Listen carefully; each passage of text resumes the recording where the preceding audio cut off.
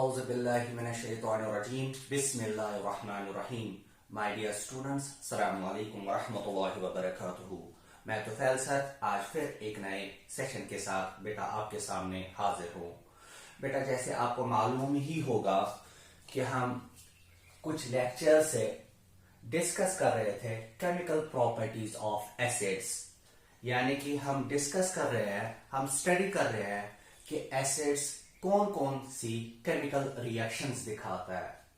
तो बेटा अगर आपको मालूम होगा कि हमने पहली केमिकल प्रॉपर्टी जो आपको स्टडी करवाई थी वो थी reaction of acids with metals. तो आपने देखा कि जब हम एसिड्स को रिएक्ट करते हैं एक्टिव मेटल्स के साथ तो वो क्या प्रोडक्ट्स देते हैं। इसी तरह हमने आपको स्टडी करवाया गया था कि जब एसिड्स को हम बेस के साथ ट्रीट करेंगे, जब हम एसिड्स को रिएक्ट करवाएंगे बेस के साथ तो क्या क्या प्रोडक्ट्स बनते हैं। इसी तरह हमने एक और केमिकल प्रॉपर्टी प्रीवियस लेक्चर में ही डिस्कस की थी कि जब एसिड्स रिएक्ट करते हैं मेटल कार्बोनेट्स के साथ तो वो क्या प्रोडक्ट्स देते हैं। तो आज हम एक और केमिकल प्रॉपर्टी, एक और केमिकल रिएक्शन एसिड्स की स्टडी करने जा रहे हैं। तो हमें आज के लेक्चर में, आज के सेशन में क्या डिस्कस करना है कि जब एसिड्स रिएक्ट किए जाएंगे मेटल बाइकार्बोनेट्स के साथ, तो when we react any acid with metal bicarbonates तो हमें क्या क्या प्रोडक्ट्स हासिल होते हैं। चलिए शुरू कर लेते हैं। बेटा इस प्रॉपर्टी को, इस रिएक्शन को डिस्कस करने से पहले हमें पहले पता होना चाहिए कि ये मेटल बाइकार्बोनेट्स क्या होता है। तो पहले मैं आपको समझाने की कोशिश करता हूं कि ये मेटल बाइकार्बोनेट्स क्या होता है। देखिए बेटा, जो ये मेटल बाइकार्बोनेट है इसको हम एक और नाम से भी जानते हैं। इनको हम मेटल हाइड्रोजन कार्बोनेट्स भी कह सकते हैं।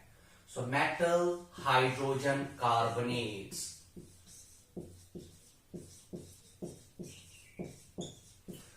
तो आज के बाद सभी बच्चे याद रखेंगे कि जो ये मेटल बाइकार्बोनेट्स है इनको हम मेटल हाइड्रोजन कार्बोनेट्स भी कह सकते हैं। अब ये क्या है मेटल बाइकार्बोनेट्स? बेटा याद रख लीजिए कि जो ये मेटल बाइकार्बोनेट्स है दीज आर द कंपाउंड्स। ये भी एक ग्रुप है कंपाउंड्स का। जैसे आपको मालूम ही होगा कि हमने मेटल कार्बोनेट्स को जब स्टडी किया था तो उस वक्त भी मैंने आपको बताया था कि मेटल कार्बोनेट्स एक ग्रुप है, एक क्लास है कंपाउंड्स का। तो इसी तरह मेटल बाइकार्बोनेट्स भी कंपाउंड्स का ग्रुप है। तो अगर आप देखेंगे मेटल बाइकार्बोनेट में क्या खुसूसियत होती है, तो बेटा याद रखिए कि जो ये मेटल बाइकार्बोनेट्स होते हैं ये ऐसे कंपाउंड्स होते हैं जिनमें आपको दो पार्ट्स मिलेंगे, दो कंपोनेंट्स मिलेंगे। तो एक इनमें जो कंपोनेंट हमें मिलता है that is called as metallic ion, and दूसरा कंपोनेंट जो इनमें बेटा प्रेजेंट होता है that is the bicarbonate ion.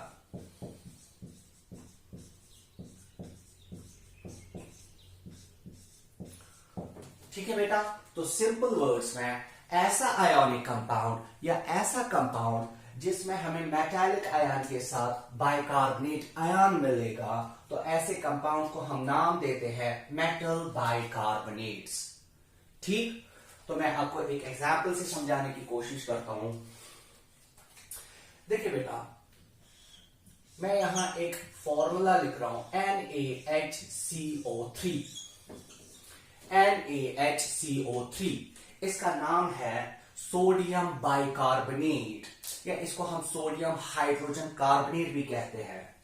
तो पहले अगर आप देखेंगे जो ये सोडियम बाइकार्बोनेट है इसमें आपको Na positive and HCO3 negative मिलेगा।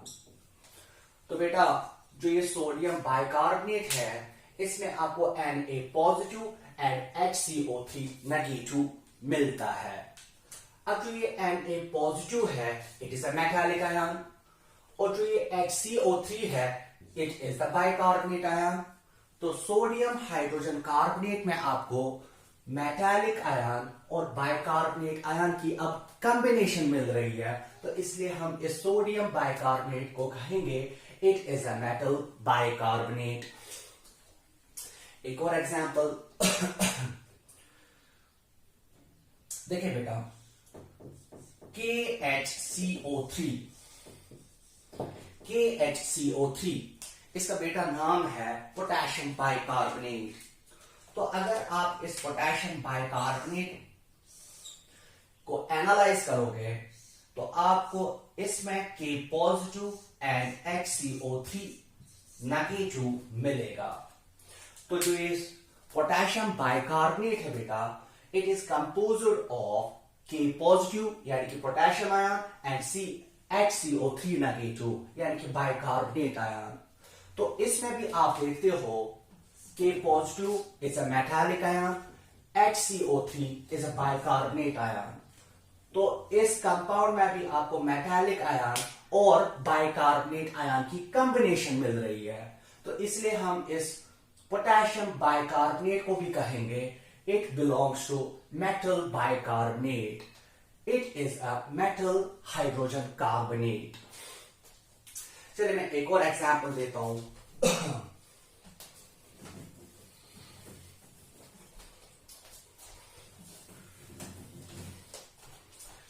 देखिए बेटा, अगर हम एक और एग्जांपल लेंगे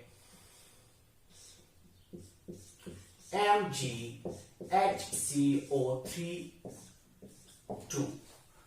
तो यहां मैंने एक कंपाउंड की फॉर्मूला लिखी बेटा, जिसका नाम है मैग्नीशियम बाइकार्बोनेट।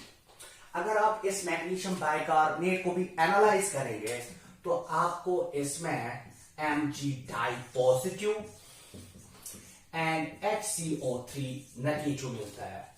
सो ये magnesium bicarbonate is composed of metallic ion and bicarbonate ion. तो इसी वजह से हम इस मैग्नीशियम बाइकार्बोनेट को कहेंगे it is a metal bicarbonate या it belongs to metal hydrogen carbonate family. तो आई होप आपको ये क्लियर हुआ होगा कि अब ये मेटल बाइकार्बोनेट या मेटल हाइड्रोजन कार्बोनेट किसको कहा जाता है। तो शाबाश, अब हमें देखना है, अब हमें स्टडी करना है, जब हम किसी भी एसिड को इन्हीं मेटल बाइकार्बोनेट के साथ ट्रीट करेंगे, रिएक्ट करेंगे, तो हमें क्या क्या नए सब्सटेंसेस मिलेंगे, हमें क्या क्या नए प्रोडक्ट्स मिलेंगे। ठीक, तो नजर बराबर रखिएगा, बहुत इंपॉर्टेंट टॉपिक चल रहा है बेटा। आपको अब मेटल बाइकार्बोनेट के साथ मेटल बाइकार्बोनेट क्लियर हुआ होगा कि मेटल बाइकार्बोनेट है क्या। तो अब हम देखेंगे बेटा, रिएक्शन की तरफ जाएंगे।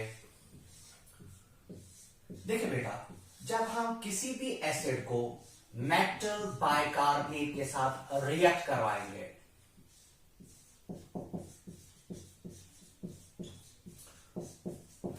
जब हम किसी भी एसिड को, चाहे वो ऑर्गेनिक हो चाहे वो इनऑर्गेनिक हो, तो जब आप किसी भी एसिड को रिएक्ट करवाओगे, ट्रीट करोगे किसी भी मेटल बाइकार्बोनेट के साथ, तो बेटा इन दोनों के बीच में रिएक्शन होगी।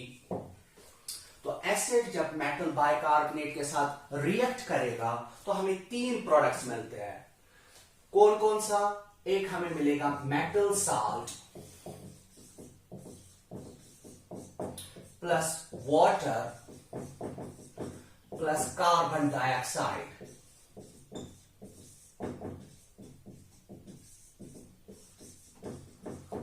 ठीक है बेटा, तो जब आप किसी भी एसिड को, चाहे वो ऑर्गेनिक हो चाहे वो इनऑर्गेनिक हो, किसी भी मेटल बाइकार्बोनेट के साथ रिएक्ट कराओगे, ट्रीट करोगे, तो आपको तीन प्रोडक्ट्स बेटा हासिल होंगे। तो एक आपको मेटल साल्ट मिलेगा, दूसरा आपको वाटर हासिल होगा, और तीसरा जो प्रोडक्ट इस रिएक्शन के दौरान हासिल होता है, मिल जाता है, that is carbon dioxide gas. ठीक, तो यहां आप एक बात याद रख लीजिए, इस रिएक्शन में आप देख रहे हो एक प्रोडक्ट कार्बन डाइऑक्साइड प्रोड्यूस होता है, कार्बन डाइऑक्साइड मिलता है। तो कार्बन डाइऑक्साइड बनने की वजह से इस रिएक्शन के दौरान हमें इफरवेंस देखने को मिलेगी। तो जब ये रिएक्शन होगी और उस रिएक्शन की वजह से कार्बन डाइऑक्साइड प्रोड्यूस होगा, तो कार्बन डाइऑक्साइड प्रोड्यूस होने की वजह से हमें इफरवेंस, हमें फिजीनेस देखने को मिलेगी। तो ये बहुत इंपॉर्टेंट फीचर है कि इस रिएक्शन के दौरान भी हमें इफरवेंस देखने को मिलेगी। अब हम एक एग्जांपल लेंगे। देखिए बेटा, हम एक इंपॉर्टेंट एसिड लेने जा रहे हैं, दैट इज HCl। तो एग्जांपल में जो मैं एसिड ले रहा हूं that is HCl, hydrochloric acid. ठीक है, चलिए बेटा, अब हम मेटल बाइकार्बोनेट कोई भी ले सकते हैं। Let it be sodium bicarbonate NaHCO3। तो इट इज सोडियम बाइकार्बोनेट, या इसको सोडियम हाइड्रोजन कार्बोनेट भी कह सकते हैं। तो अब देख लीजिए, जब इन दोनों के बीच में इंटरैक्शन होगी, जब इनके बीच में रिएक्शन होगी, तो हमें metal salt, water and carbon dioxide हासिल होगा। तो अब हम देखेंगे कौन सा साल्ट मिलेगा। देखिए बेटा, जो हमें साल्ट मिलेगा उसमें से मेटल बाइकार्बोनेट से मेटल रेडिकल आएगा और यहां से क्लोराइड रेडिकल आएगा। तो इस रिएक्शन के टाइम, इस रिएक्शन के दौरान जो हमें बेटा साल्ट मिलेगा, उस साल्ट का जो पॉजिटिव रेडिकल है that will come from metal bicarbonate. उस साल्ट का जो मेटालिक रेडिकल है that will come from the metal bicarbonate. तो Na और यहां से आएगा Cl। तो साल्ट जो हमें हासिल होगा that will be sodium chloride. फिर साल्ट के आगे हमें वाटर मिलेगा जिसकी फॉर्मूला H2O है और कार्बन डाइऑक्साइड हासिल होगा। तो देखिए बेटा, इस रिएक्शन के दौरान भी आपको इफरवेंस देखने को मिलेगी, फिजीनेस देखने को मिलेगी। क्यों? क्योंकि कार्बन डाइऑक्साइड के प्रोडक्शन की वजह से, कार्बन डाइऑक्साइड बनने की वजह से। ओके, एक और एग्जांपल हम लेंगे। देख लीजिए बेटा, एक और एग्जांपल मैं दे रहा हूं ताकि आपका ये कॉन्सेप्ट पुख्ता हो जाए। हम जो एसिड अब लेंगे, लेट इट बी HBr। मैंने एक और मिनरल एसिड की एग्जांपल ली, HBr। इसको कहा जाता है हाइड्रोब्रोमिक एसिड। चलिए, अब तो मेटल बाइकार्बोनेट जो भी आपको मर्जी है, तो लेट इट बी हम लेंगे KHCO3। KHCO3 it is a metal bicarbonate, और इस मेटल बाइकार्बोनेट का यहां नाम है पोटेशियम बाइकार्बोनेट, या आप इसको पोटेशियम हाइड्रोजन कार्बोनेट भी कह सकते हैं। चलिए बेटा, तो जब इन दोनों के बीच में रिएक्शन होगी तो आपको पता ही है कि 3 प्रोडक्ट्स मिलेंगे, metal salt, water and carbon dioxide. अब हम पहले देखेंगे साल्ट क्या बनेगा। अभी थोड़ी देर पहले मैंने आपको कहा कि जो मेटल साल्ट है उसका पॉजिटिव पार्ट, उसका मेटालिक रेडिकल मेटल बाइकार्बोनेट से आएगा, और उसका जो दूसरा हिस्सा है, एनायोनिक पार्ट है, that will come from the acid. तो इसका K और इसका Br, तो साल्ट जो हमें मिलेगा दैट विल बी KBr। इस KBr का क्या नाम है? Potassium bromide. ओके बेटा, दूसरा वाटर, वाटर की तो फॉर्मूला सबको ही पता है, it is H2O and carbon dioxide gas जिसकी फॉर्मूला है CO2। तो जब हम हाइड्रोजन ब्रोमाइड को पोटेशियम हाइड्रोजन कार्बोनेट के साथ, पोटेशियम बाइकार्बोनेट के साथ रिएक्ट करवाएंगे बेटा, तो इस रिएक्शन की वजह से, इस इंटरैक्शन की वजह से हमें potassium bromide, water and carbon dioxide हासिल होगा। तो इस रिएक्शन में भी आप देख रहे हो कार्बन डाइऑक्साइड प्रोड्यूस हो रहा है। तो कार्बन डाइऑक्साइड बनने की वजह से आप देखेंगे इस रिएक्शन के टाइम आपको इफरवेंस या फिजीनेस देखने को मिलेगी। अब बहुत सारे बच्चों को पता ही नहीं होगा कि ये इफरवेंस क्या होता है या फिजीनेस क्या होता है। आप ऑब्वियसली तो कोल्ड ड्रिंक्स पीते होंगे, तो जब आप किसी कोल्ड ड्रिंक को शेक करते हो तो उसमें वो फोम फॉर्मेशन जैसा या हिसिंग साउंड जैसा आता है, तो उसी को हम कहते हैं एफरवेंस या फिजीनेस।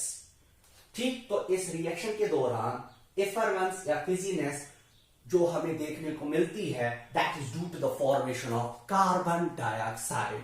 तो आई होप आपको अब ये क्लियर हुआ होगा कि ये एसिड, जब हम एसिड को किसी भी मेटल बाइकार्बोनेट के साथ रिएक्ट करेंगे तो हमें क्या प्रोडक्ट्स मिलेंगे। इस रिएक्शन